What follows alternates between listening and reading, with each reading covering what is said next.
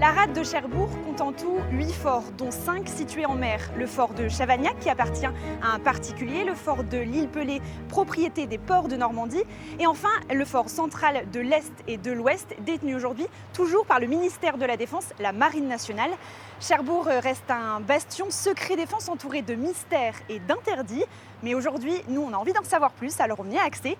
On va y entrer, c'est fermé, suivez-nous. Bonjour. C'est avec vous qu'on embarque, c'est ça? Oui, c'est avec nous. Merci.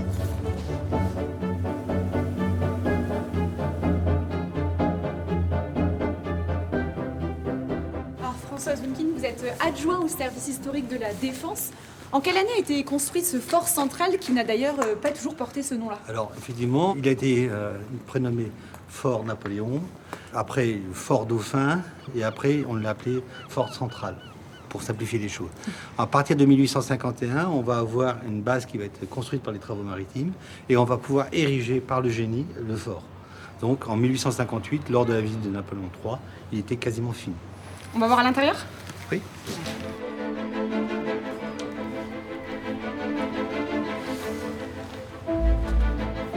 C'est ici la fameuse fresque qui marque cette occupation allemande de la Seconde Guerre mondiale. Voilà, donc, on peut lire dessus, un Allemand doit être fier, bon, mais d'abord joyeux. Ils occupaient vraiment ce Ils ont occupé, bâtiment. c'était en meilleur état bien sûr, hein, mais ils ont occupé ces pièces de réfectoire en fin de compte. Le 29 juin, les Américains ont réussi à les déloger après des bombardements terrestres et aériens.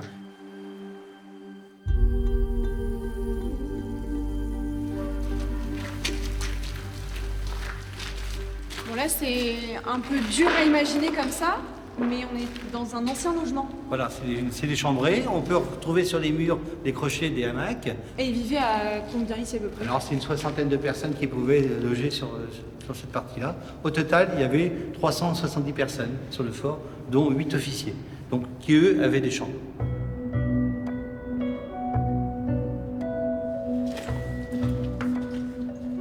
Donc, sur votre droite, il y avait deux alvéoles là qui étaient l'infirmerie.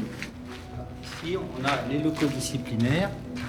On peut même retrouver les supports des barres de sûreté. Le prisonnier couché sur une planche et on lui attachait les pieds à une barre.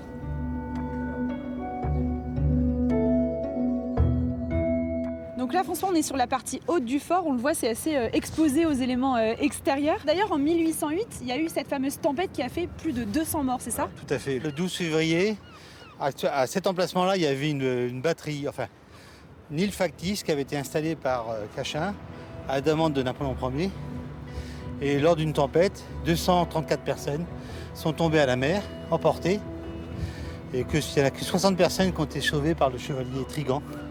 On le prénomme le chevalier de la tempête. Voilà pour la visite du fort central très complète. On va tout de suite reprendre le bateau pour aller du côté, cette fois-ci, du fort de l'Ouest.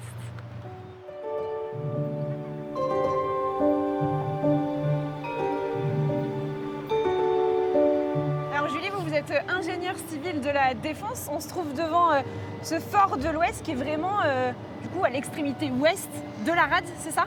Tout à fait, il vient de terminer les 3,6 km de la digue du Large qui ferme la deuxième plus grande rade artificielle au monde. Comment la marine entretient ça aujourd'hui? Qu'est-ce que ça devient? Aujourd'hui, la marine, par le service d'infrastructure de la Défense, investit à peu plus d'1 million d'euros tous les 2 ans dans la digue pour faire tous les travaux de maçonnerie et également, surtout, faire des campagnes de confortement des enrochements côté large pour protéger au mieux la muraille. Alors aujourd'hui, vous l'avez vu, on vous a fait découvrir seulement 2 forts des 8 que compte la rade de Cherbourg, cette richesse de la plus grande rade artificielle de France. Vous l'avez vu, seuls les goélands et les cormorans y ont désormais accès. Peut-être ces lieux seront un jour ouverts au public, seul l'avenir nous le dira.